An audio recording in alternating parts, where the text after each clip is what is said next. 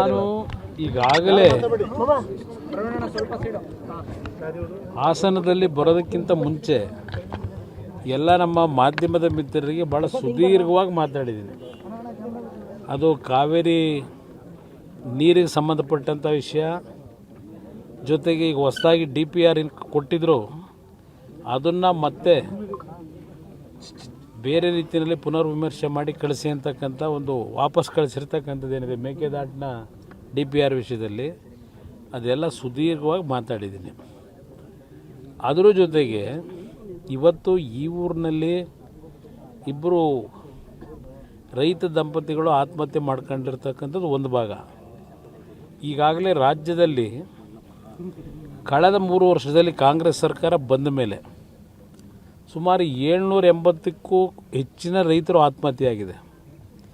ಈ ವರ್ಷ ಕಳೆದ 5-6 ತಿಂಗಳಿನಲ್ಲಿ ಬಹುಶಃ ನೂರಾರು ಆತ್ಮಹತ್ಯೆಗಳು ಪ್ರಾರಂಭ ಆಗಿದೆ.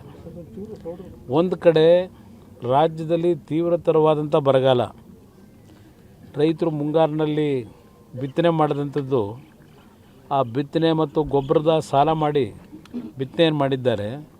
ಹಲವಾರು ಕಡೆ ಇವತ್ತು ಸಂಪೂರ್ಣ ನಾಶ ಆಗಿದೆ. ಎಲ್ಲೂ ಸಹ ರಾಜ್ಯದಲ್ಲಿ ರೈತರು ಇವತ್ತು ನೆಮ್ಮದಿಯಿಂದ ಬದುಕಲಿಕ್ಕೆ ಸಾಧ್ಯ ಆಗ್ತಿಲ್ಲ. ನಾನು ರಾಜ್ಯ ಸರ್ಕಾರ ಕೇಳ್ತಕ್ಕಂಥದ್ದು, ನೀವು ಮುಖ್ಯಮಂತ್ರಿನೋ ಮಂತ್ರಿನೋ ಯಾರೋ ಹೋಗಿ ಒಂದು ಹೊಲದಲ್ಲಿ ನಿಂತ್ಕೊಂಡು ಬಂದು ಫೋಟೋ ತೆಗೆಸ್ಕೊಂಡು ನಾವೇನೋ ನೋಡ್ಕೊಂಬಂದುಬಿಟ್ಟಿದ್ದೀವಿ ಅಂತ ಬರೀ ಫೋರ್ಸ್ ಕೊಟ್ಟರೆ ಆಗಲ್ಲ.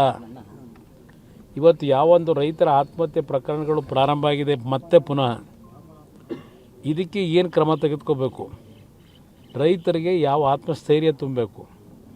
ಬ್ಯಾಂಕ್ಗಳಲ್ಲಿ ಸಾಲ ಮಾಡಿರ್ತಾರೆ, ಈಗಾಗಲೇ ಬ್ಯಾಂಕ್ನ ವ್ಯವಸ್ಥಾಪಕರುಗಳು, ಆ ಮ್ಯಾನೇಜರ್ಗಳು ನೋಟಿಸ್ ಕೊಡಲಿಕ್ಕೆ ಶುರು ಮಾಡಿದ್ದಾರೆ. ಹಲವಾರು ರೀತಿ ರೈತರನ್ನ ಎದುರಿಸ್ತಾರೆ. ಇದರ ಹಿನ್ನೆಲೆಯಲ್ಲಿ ಸರ್ಕಾರದ ಜವಾಬ್ದಾರಿ ಏನು? ಸರ್ಕಾರದ ಜವಾಬ್ದಾರಿ ಇವತ್ತು ರೈತ ಬದುಕ್ತಕ್ಕಂಥದ್ದಕ್ಕೆ ಒಂದು ಆತ್ಮಸ್ಥೈರ್ಯ ತುಂಬಬೇಕಾದ್ರೆ, ಇವತ್ತು ಅತ್ಯಂತ ಸಂಕಷ್ಟದ ಪರಿಸ್ಥಿತಿಯಲ್ಲಿ ಇಡೀ ರಾಜ್ಯದಲ್ಲಿ ರೈತರು ಭಾಳ ಕಷ್ಟದಲ್ಲಿದ್ದಾರೆ. ಇವತ್ತು ನಾನು ಈ ಸರ್ಕಾರ ಕೇಳೋದು, ಇದೆಂಥದ್ದು ನಿಮ್ಮ ಗ್ಯಾರಂಟಿ ಸ್ಕೀಮ್ ಇದೆಯಲ್ಲ, ಈಗಾಗಲೇ ನೀವೇ ಪತ್ರಿಕೆಯಲ್ಲಿ ಬರ್ಕೊಂಡಿದ್ದೀರಿ, ಇದೆಂಥದ್ದು ಮತ್ತೆ ಈಗ ಅದರಲ್ಲಿ ಭಾಳ ಮೋಸ ಆಗಿಬಿಟ್ಟಿದೆ, ಎಷ್ಟು ಇದನ್ನು ಕಡಿಮೆ ಮಾಡಬೇಕು, ಅದಕ್ಕೆ ಮತ್ತೆ ಪುನರ್ ಸಮೀಕ್ಷೆ ಮಾಡ್ತೀವಿ ಅಂತೇಳಿ ಇವತ್ತು ಇಷ್ಟು ಅಲ್ಲ 2 ತಿಂಗಳಾಯಿತು ಹೊಸ ಸರ್ಕಾರ ಬಂದು, ಹೊಸ ಮುಖ್ಯಮಂತ್ರಿ ಬಂದು.